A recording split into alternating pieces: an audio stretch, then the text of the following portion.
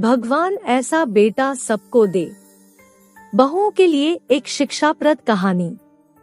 रोहन और सीमा की नई नई शादी हुई थी। घर में ससुर यानी कि रोहन के पिता सुधीर जी और वे दोनों बस 3 ही लोग थे।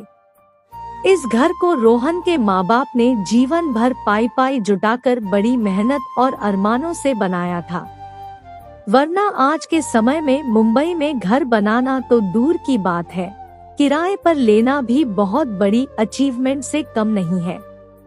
जब रोहन कॉलेज में था तब उसकी माँ उन्हें और दुनिया को छोड़कर जा चुकी थी। एक काम वाली बाई सकू थी जो सुबह से लेकर शाम तक उनके घर का सारा काम करती थी। रोहन और सीमा की नई नई शादी हुई थी, इसलिए सकू बाई का दिन भर घर में रहना सीमा को अपनी प्राइवेसी में बाधा सा लगता था। इसलिए अब सकू बाई सुबह खाना बनाने, कपड़े धोने और पोछा करने के बाद चली जाती और वापस शाम को आकर खाना बनाती। सकू बाई की दोपहर की गैर हाजिरी से कई छोटे मोटे काम दिखाई देने लगे, जिनमें से ज्यादातर काम बिना कहे सुधीर जी ये सोचकर कर लिया करते कि बहू को मदद हो जाएगी।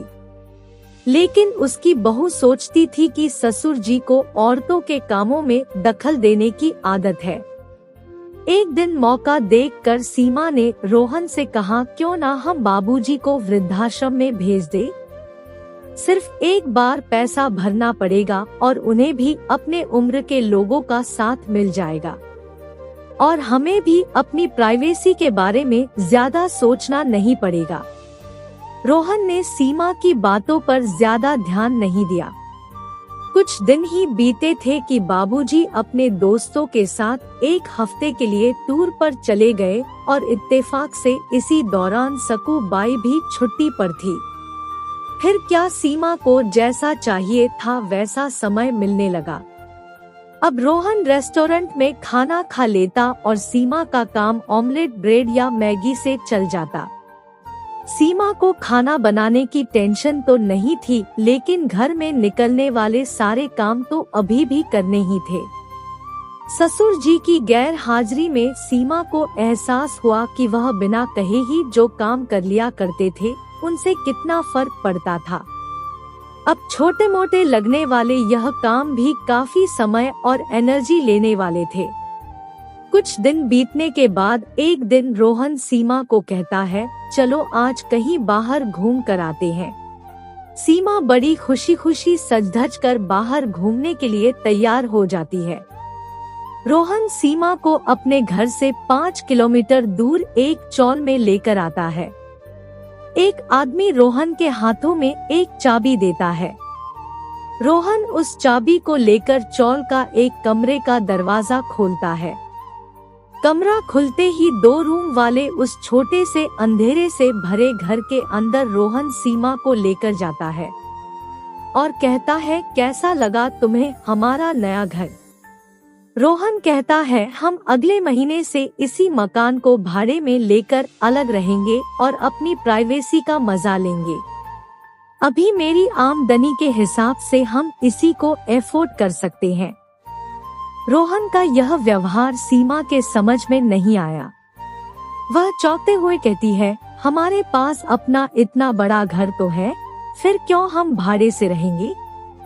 तभी रोहन उसे टोकते हुए कहता है, सोच समझकर बोला करो, वह घर हमारा नहीं है, वह घर माँ बाबूजी का है।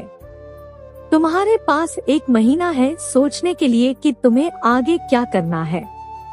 और दोनों वहाँ से वापस अपने घर लौट आते हैं। पूरे रास्ते सीमा के दिमाग में तरह तरह के विचार चल रहे थे।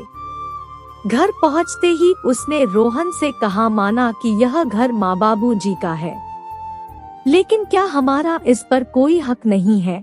तब रोहन ने कहा, बिल्कुल हक है, लेकिन माँ बाबूजी के बाद जब तक वह है तब तक तो बिल्कुल भी नहीं।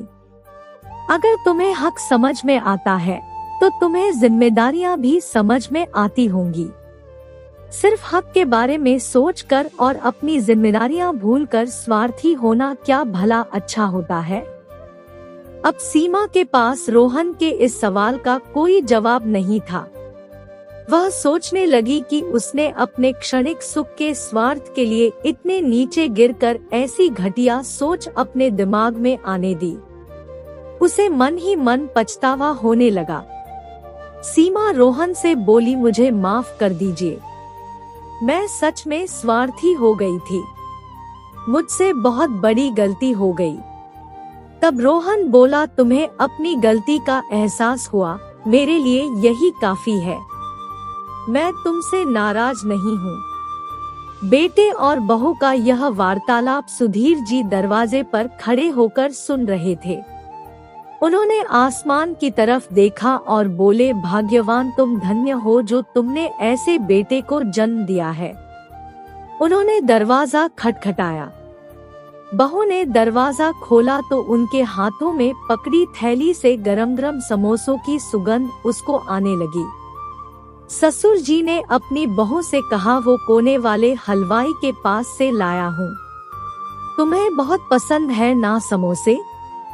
सीमा को अपने ससुर जी के प्रति विचार और ससुर के उसके प्रति प्यार, उन दोनों का फर्क समझ में आते ही उसकी आंखों में पश्चाताप के आंसू और चेहरे पर अपने परिवार के प्यार के कारण मुस्कान आ गई। दोस्तों, इंसानी दिमाग में दिन भर में हजारों विचार आते हैं, कुछ अच्छे कुछ बुरे, लेकिन किसी भी विचार को शब्दों में परिवर्तित करने से पहले उनको समझना बहुत जरूरी है। अक्सर विचार और वास्तविकता एक दूसरे से मेल नहीं खाते हैं। हमारे बुजुर्ग जो हमें बोझ लगते हैं, जिनसे हम बात बात में चिढ़ जाते हैं, और ऐसा इसलिए होता है क्योंकि हम स्वार्थी होकर सोचते हैं और हम उनके योगदान को समझ नहीं पाते। वह हमारे जीवन में बहुत अहम किरदार निभाते हैं।